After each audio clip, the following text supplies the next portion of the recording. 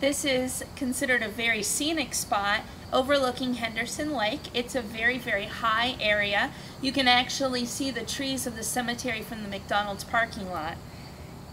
Back in the first days of the cemetery, Main Street ended just past the railroad tracks heading north, and there was another street that would come right past the cemetery where Kruger Street is now. There was also a toll gate at the junction of that and what is now US 6. For a while, this cemetery was also called the Railroad Cemetery because it was near the intersection of the two railroads. In 1895, this was still an active cemetery. People were still actively being buried here, and they had what is called a grubbing bee in August of 1895, where they provided a picnic lunch for the people who would care for the grass and the trees and the plants in the cemetery. In the 1930s, the Francis Dingham DAR chapter discovered this cemetery in very poor condition.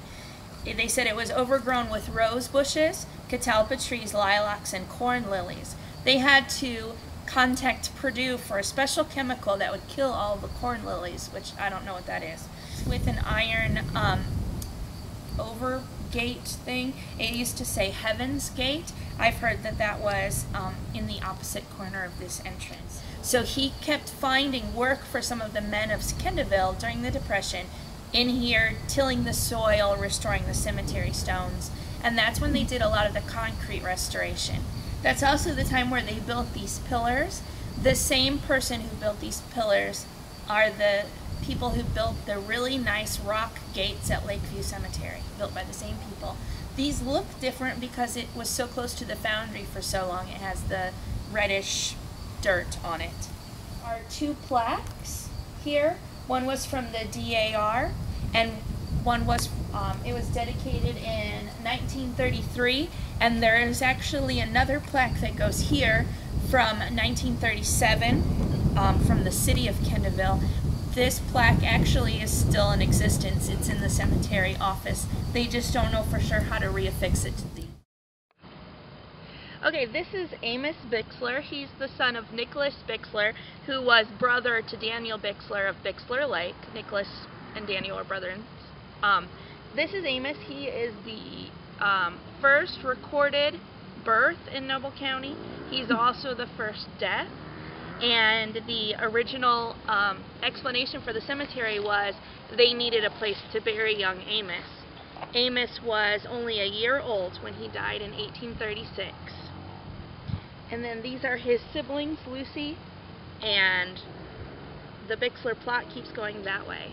They say that Daniel Bixler is buried here, but I haven't found any evidence of that yet, of Daniel and his wife Prudentia. I do have Nicholas Bixler, Eliza Bixler, David Bixler, John and Elizabeth Bixler, who are Daniel Bixler's parents, are all buried here. This is Elizabeth Bixler. She was Daniel Bixler's mom.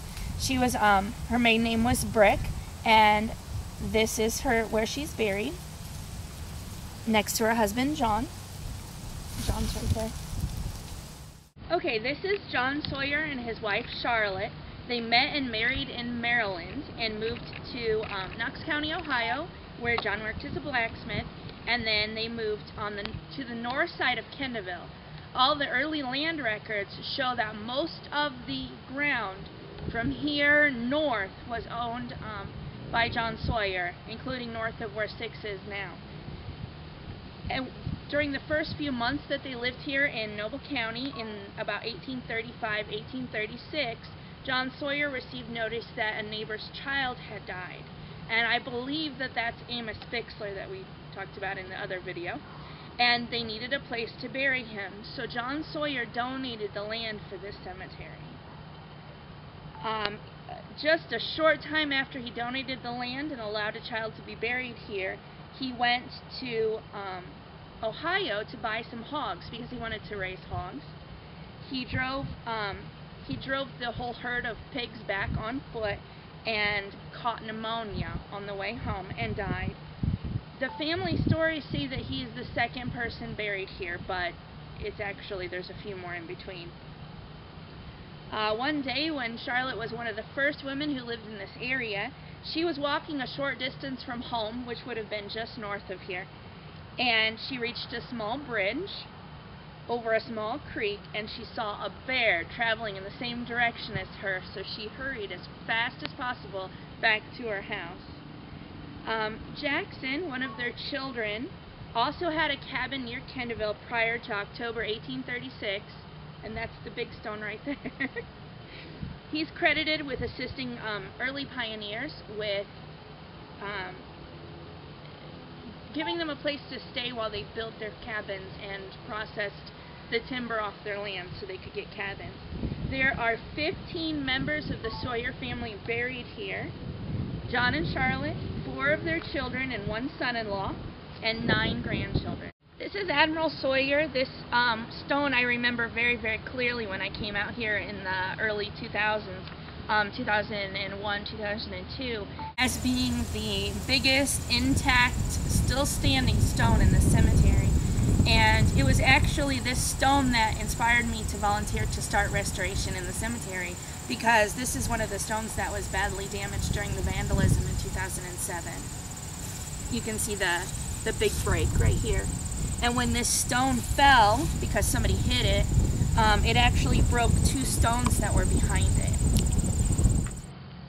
This is the Jackson Sawyer who opened up his cabin to people who were settling in Noble County in the early 1830s, or the mid-1830s.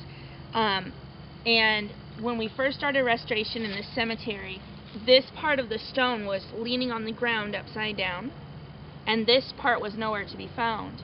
My dad brought in a crane that his work had donated to the Genealogy Society of DeKalb County to help get this put up. It took 5 people. This is such a large chunk of marble. It took 5 people and a big pulley crane, and they got it up. My dad said, we need to find the top. There used to be a top. We need to figure out where it is.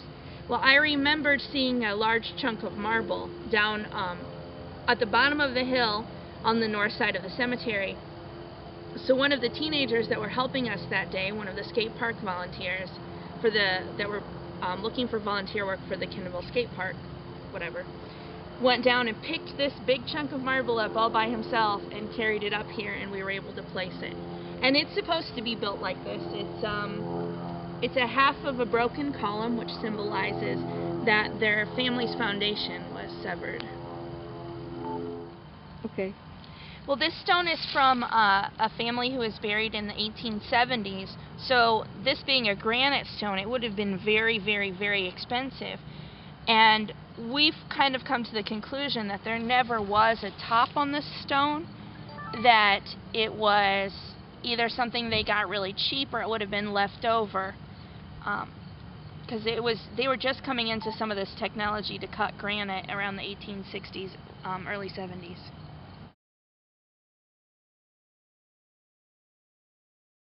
Oh, I think they may have been, they may have died in around the same period of time because of an epidemic. Some of the major flu epidemics came through in the 70s. Right. Sometime in the 1860s, when they were building the Grand Rapids and Indiana Railroad, local story says that a group of railroad workers caught cholera and died. A great number of them died all at once, and they're buried in a mass grave right about here. This stone has been really hard to restore because there's not enough contact. There's a lot of pieces missing, and it's very worn. But you can see that it has the Mason symbol over a book, which either stands for learning or the Bible. And then it has a broken column. Oh, I'm not lined up right. There we go. Hi, spider. There's a broken column right here, which means it was broken off in the prime of its life, where a support system was broken. We haven't been able to figure it out. This is a huge stone, and it was originally set in concrete. But this is Matthew Mott. He was a lawyer here in Kendallville. And he is the one that Mott Street is named after. And he, I believe that's where his law office was, in that area of town.